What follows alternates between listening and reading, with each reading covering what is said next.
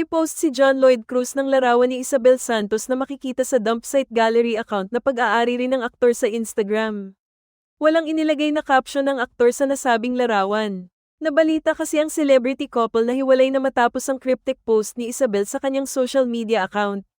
Duda ng ilang netizens dahil ito kay Ellen Adarna. Pero wala namang makapagpatotoo na may magandang namamagitan uli sa ex-partners. Ang tanging dahilan kung bakit nagiging malapit sila sa isa't isa ay co-parentang sila sa anak nilang si Elias.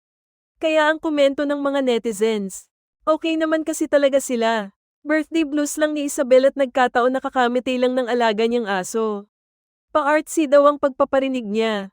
Hahaha, basag ang mga dalulo sa Ellen John Lloyd. May nagtanggol kay Isabel, di bagay na tawagin mo siyang pa-artsy kasi legit siyang artist at ang pamilya niya. Baka ibig sabihin, nag-iinarte.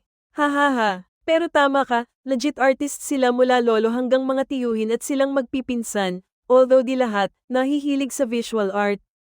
Tanong naman ng isa, kailan ba pakakasalan niya ni John Lloyd? Baka puro paasa lang ang ending ni girl. Mahilig kasi kayo mag-overthink, di lahat ng post ni Isabel tungkol kay John Lloyd.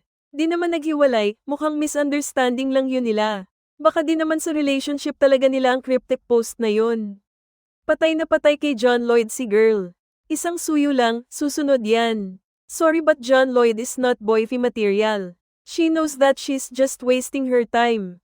Pretty sure she already asked that relationship busting question na, saan papunta ang relasyon natin?